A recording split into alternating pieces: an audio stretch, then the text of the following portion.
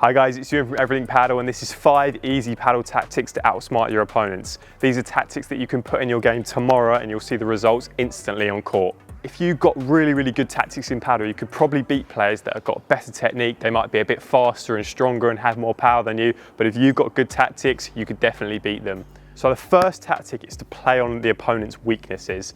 This is quite an easy one, but a lot of players will have a weakness. Obviously, it's tricky if you don't play with that player a lot of the time, but if you play with players that you know, it's very easy to look at what are they good at, what are their strengths, what are they not good at. So a lot of the time, players might struggle with high ball, and if they do, then clearly just keep lobbing. A lot of players will have a weaker backhand than forehand, and that's an easy one that you can just keep playing your volleys or your ground strokes towards their backhand. Even if the player doesn't have a weak backhand, it's actually all right. It's still a much better shot to play on someone's backhand rather than trying to hit to their forehand. If a ball comes nice and high to their forehand, they've got a big chance of attacking and killing that ball. But if it comes hard and high to their backhand, there's not a lot they can do there to win the point. Tactic of playing on the opponent's weaknesses, let's put it in action here. So for example, play with Aaron a little bit. I know that his forehand isn't bad, like he can return a ball in his forehand, but it's when you go to his backhand, he's done well there. Backhand and sort of off the wall as well is when he starts to struggle a little bit more. So if I'm playing Aaron in a game, I'd beat him anyway, but if I'm playing Aaron in a game, I'm going to be targeting every single ball to that backhand side, and I'm not going to give him a forehand because I know even if I hit hard to his forehand, he's got a great chance of returning the ball back. Similar to when I started as well, my backhand was way weaker, it still is weaker now. People would always pick on that side because they knew it was a weakness of mine and I struggled to get it back, and I was way less effective compared to my forehand. Tactic number 2 is called the fridge, or targeting one player. Bit of a controversial one. You know, I've been to many tournaments and matches where this occurs and people often aren't happy about it. So be careful. I'd say only do it really in serious tournaments or really competitive matches. You know, if you do it in relaxed matches, you're not going to win many popularity contests, but it's all about targeting one player. Now, this doesn't necessarily mean to target the weaker player. So with targeting, we've got Aaron and we've got the basket there. If I hit every single ball to this basket here, like I keep playing my shots there, Aaron is going to get more and more frustrated as the game goes on because he's not in the game and he feels like he can't affect the game at all. He feels like no matter what he does, he can't get any winners at all.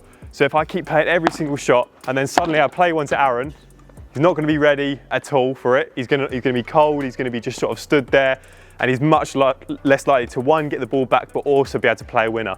He might even try and play a winner and try and force a winner instantly because he hasn't had the ball in so long. If I hit every single ball to Aaron as well, so I keep playing the ball to him and I keep going, he's done pretty well there.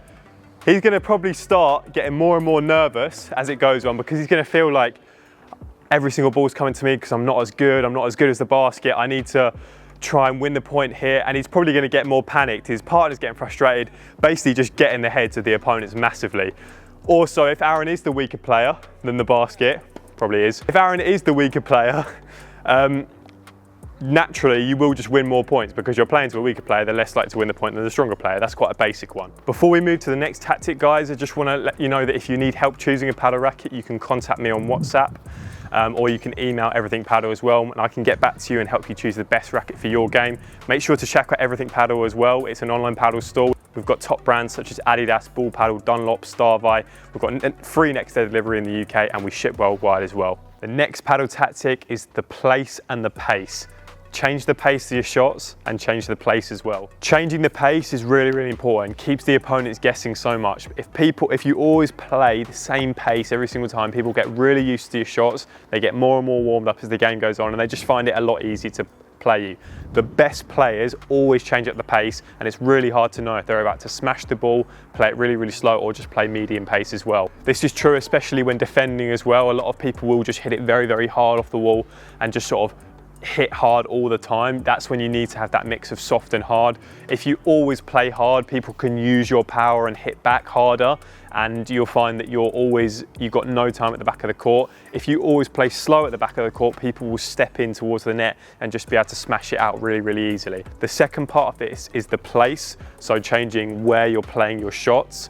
When I play against like players that have played in the GB team, like I often play against Nikhil, who's an incredible player in the GB team, it's very, very hard to read him, especially when defending and attacking. You're not sure when he's going to play hard, when he's going to play slow, where he's going to play the ball, and that makes it so much harder to play him because you're always second guessing yourself when you're playing him. So if I'm playing someone like Aaron, who is a beginner, I'm going to play smashes against him. So if I play a smash, he can get that ball back fairly easily. Like, he might struggle a little bit. It's still not a bad shot. Go again, Aaron. You know what I mean? He can comfortably get that. I'll go again, Aaron. One more time. Ready? So, I mean, he did all right position-wise, but basically, by changing the pace of a shot, he's going to struggle much more because he's expecting a smash. You can go up, pretend to go for the smash, and then just tap it past them, and it's a lot trickier. That's quite a tricky shot to play, rather than just going same speed every single time, because in a real game, if I do smash, it'll probably catch him out the first time, but then you could see that he can get that ball back if you continually play the same shot. If you play a lot slower, then he's more likely to not be able to receive the ball. Tactic number 4 is quite a general one. It's all about communication with your partner. So always talk with your partner. I'm going to tell you a story from when I played a tournament. I played it last weekend. I was currently partnering with Jake Bewley, who's a young top player in the UK. I think he's ranked about 25 UK. Very good player, and one of his strengths is his communication. So we were struggling in a game, and it was a game that we knew we could win. Kind of realised halfway through it's because our opponents in between points were taking a good sort of 20 to 30 seconds discussing the point, talking tactics, whatever, and that was making us feel a little bit bored, a bit colder, a bit like lethargic, not as ready, and sometimes a bit frustrated because we just wanted to play. So the communication we needed from that was Jake saying to me, stay awake, stay awake, stay awake in between points, stay on your toes, be ready for it, and we communicate with each other, and then we went on to win that game. We were 4-1 down second set, and then won that match in the final to win 6-4. That was just a little insight from that little bit of communication. If Jake hadn't have told that to me, we wouldn't have won that game because I probably would have just carried on how we were playing. Other things you can say to your partner, you can say phrases like 2 up. When your partner gets lobbed, you can let them know if the people are approaching the net. You can tell them if they're close to the net, you can tell them to lob them. After the warm-up, you can tell them who the weaker or stronger player is. You could tell them that your opponent maybe has a big smash or something really good. He's got a lot of spin on his volley, so that your partner's aware of that. In those matches that are always very, very close, like, you know, you might have a common game that you play that's 6-all, goes to tiebreak, you lose it 6-4, you win it 6-4.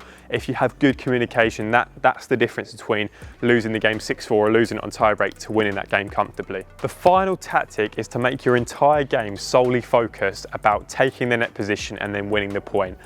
When you're at the back of the court, your only goal should be to get to the net position. You should not be thinking about trying to win the point from there, trying to play a winner pass someone, trying to pass them like cross court. I see people going for it all the time. Your only goal from back here should be thinking, how can I take the net position? So let's say, for example, now I'm in a game and I'm at the back of the court, Aaron's taking the net position. There's not a lot I can do to sort of get past him. Aaron can play very aggressive here. He can just block literally every single ball, and I'm going to be in trouble.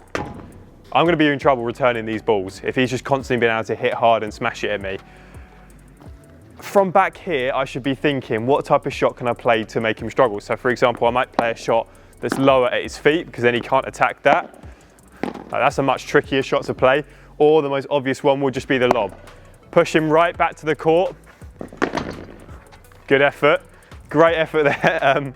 But push him right back. Obviously, an average player will be probably able to get that ball back, but it means that they can't attack you as much. You can take the net position, and you're happy. You could lob a player of such high standard, and if you play a perfect lob, they've still got to do the same thing as everyone else. They've still got to move to the back of the court.